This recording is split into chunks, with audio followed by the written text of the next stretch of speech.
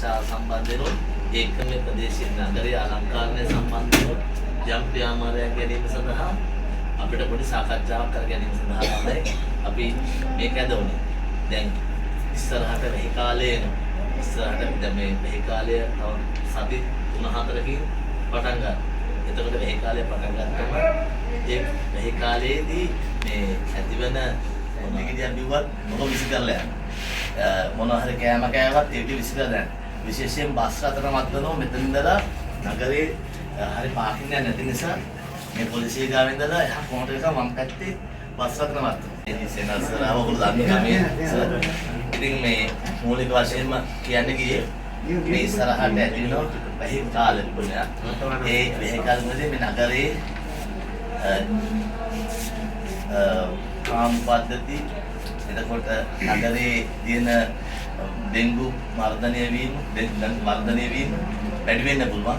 ඒ නිසා ඒකත් එක්කම නගරේ අලංකාරය. අපි ඒතර කාල පද්ධතිය සුද්ධ කරනවා. ඒතකොට ආර්ථිකයි නගර සභාවේ ඒතර අමුතුවෙන් අපි සාකච්ඡා කරන්න නැතුව මේ ඒ දෙකට ඔබතුමුන් වහන්සේ දෙන්න මූලික වෙලා කටයුතු කරලා යන්න. අපේ අනිකුත් ආයවලුන් ගන්නේ අපි අර එකතු කරන දේවල් අනවශ්‍ය දේවල් එකතු කරලා ඒවා දෙනවා ක්ලීන් කරනවා. ඒ වගේම සීනියර් ඉදිරියට අපේ නාගරික මන්ත්‍රී අජිත් තීවරණතුමා වෛද්‍යතුමා සහ ජන සභාවේ සියලුම සමාජික සහභාගීන් සභාවේ මේ කම්තුමා ඇතුළු ඒ වගේම අපේ පොළොන්නරුව මම හිතන්නේ ඊටම වැදගත් වැඩක් අපි යෝජනා වෙලා තියෙන්නේ. නමුත් මේ සැබෑ තත්ත්වය අපි සියලු දෙනාම දැනගත යුතුයි. තමුන්වහන්සේලා විශ්වාස කරනවා මේ නගරයේ එකතු ටොන් 80ක් කන්ටේනර් කරලා ටොන් 80ක් මේ නගරයෙන් පිට කරනවා. ඒකට ඒ වගේම මේ නගරේට තියෙන ලොකුම ප්‍රශ්නයක් තමයි බුලත් කියලා ගැසීම. දැරණියගලින් බස් එකට නගින කෙනා ලොකු බුලත් එකක් කටේ පුරවගෙන ඒක හපලා කටේ සම්පූර්ණ කෙල ගොඩක් පුරවගෙන ඇවිල්ලා බස් ස්ටෑන්ඩ් එකකින් බහින්න බස් ස්ටෑන්ඩ් එකට ඒක දානවා. අපේ සෞඛ්‍යයට මොකද වෙන්නේ? ඒකට අපි සෑම මාසකට වරක්ම සීතාවකපුර නගර සභාව අපේ සෞඛ්‍ය කමිටුව රැස් වෙනවා.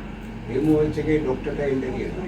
ගෑනු ළමයින් කරන්නේ මොකද්ද? බෝඩි නවුසලින් උදේට යන ගමන් මල්ලක දාගෙන ලයිතුයි.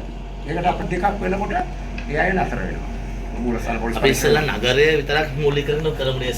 මේ නගරේ මම නගරය බලන එකම කරන්නේ. නගරේ තමයි. නගරේම දැන් තියෙනවා. ස්ථාන ගණනාවක් තියෙනවා. එතකොට මේවට අපට ඔබතුමන්ලාගේ සහාය දෙන්න. අපි නිරන්තරයෙන් පිරිසුදු කිරීමේ කටයුත්තේදී ඉන්නවා. මොකද මේක අපේ වගකීමක් නේ. දැන් අපි තමුන්නාන්සලා කරන්නේ මේකට තව සහාය දීම අපට. ඉතින් අනිත් එක ලොකුම ප්‍රශ්න තමයි අපට සේවක පිරිසේ හිමිකම. අපට සේවකයන් බඳව ගන්න බැහැ. ඒක අතර කරලා තියෙනවා. ඊළඟට මේ කම්කරුවන්ට දෙන්නේ ඉතා සොච්චම් වැටුපක්. මේ සොච්චම් වැටුපට කම්කරුවෝ වැඩට එන්න කැමති නැහැ. එළිය 2500ක් කුලි වැඩක් කරාම හම්බ වෙනවා. අපේ නගර සභාවේ වැඩ කරාම 1500. ඉතින් ඒකත් සමහර වෙලාවට ලෝන් ගත්තම ලෝන් එකට පඩිය යනවා.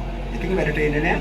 එළිය වැඩට යනවා. ඒක ගැටලු තියෙනවා. ඒක නිසා මම අපිම යෝජනා කර සහ ටෙන්ඩර් කරලා දෙන අනිකුත් සියලු දේවල් වලින් 75% කම්කරුවන්ට බෙදන්න. කම්කරුවෝ මේකට ආපස්සට